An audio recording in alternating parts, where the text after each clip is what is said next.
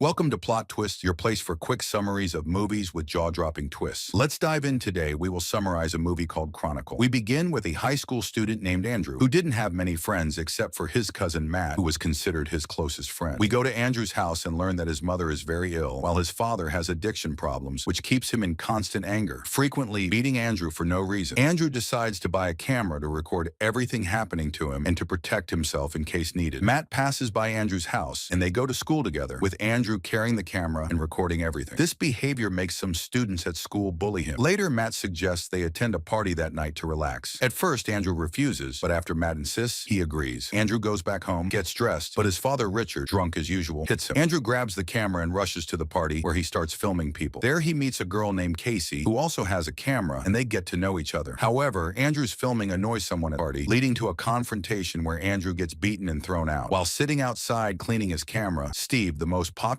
student at school, approaches him, apologizes, and asks Andrew to join him and Matt to film a strange underground location they discovered. Andrew agrees and goes with them. They arrive at the place, hearing strange sounds coming from it. They decide to go down to investigate and find a strange blue light emanating from a large object, causing the ground to shake and everything to go dark. The events shift to the three of them playing baseball, and we discover they've gained superpowers. Andrew uses his mind to move the ball, but it causes him to bleed from his nose. They go to Steve's house where they practice their powers, moving Lego pieces in the air. They decide to revisit the strange place to learn more, but they find the hole in the ground destroyed, with police at the scene, forcing them to leave. Andrew goes home and practices with his camera, making it float in the air. At night, he overhears his father on the phone, trying to secure better insurance for Andrew's mother, as they lack enough money for her treatment. The next day, Andrew takes his mother out for a nice time to improve her mood, and they have a lovely day together. Later, Andrew meets up with Steve and Matt, and they practice their powers by throwing objects into a lake. At school, Matt tells them their powers work like muscles. The more they use them, the stronger they get, but overuse causes nosebleeds. He shares that he lifted a car the previous night without bleeding. They agree to practice their powers discreetly in public. At a supermarket, they play harmless pranks on people, like moving a small shopping cart to scare a child. They escalate their pranks with Steve moving a parked car to confuse its owner. Andrew, impressed by their strength, accidentally loses control while moving a car, causing it to crash. Terrified, they rescue the driver and call an ambulance. Realizing their powers are getting out of control, they set rules for using them. The next day, they meet in an abandoned area to train. Steve discovers he can fly and encourages the others to try. Matt struggles but eventually succeeds, while Andrew manages to fly on his first attempt. They spend time flying together, playing with a ball in the air until Matt gets hit by a passing plane and loses control, but Andrew saves him just in time. They laugh and celebrate their newfound abilities, with Matt declaring it the happiest day of his life despite the scare. The following day at school, they plan to take a break to visit places they've always wanted to see. Andrew expresses his desire to visit Tibetan monasteries, while Matt meets Casey after school, donates to her charity, and gets to know her better. Meanwhile, Steve and Andrew bond, with Andrew sharing how happy he is to finally have friends, as he used to feel lonely even with Matt. Steve invites Andrew to join the school talent show and use their powers to impress the audience and succeed. And Andrew actually stops and goes to put on the suit and participates in the show. There, both of them use their powers to present a magical performance, which is very simple compared to their new powers, but is enough to amaze the entire school with Andrew's strength and make them like him. After that, he goes to celebrate everything that happened with his new friends at school, and everyone welcomes Andrew. There, he meets a girl and gets to know her from a distance, and Steve grabs his camera and says he will go film him and play a prank on him. When he goes, he finds the girl glowing and illuminated. Steve laughs, and when he goes inside, he finds Andrew very upset. The next day, they talk about Richard.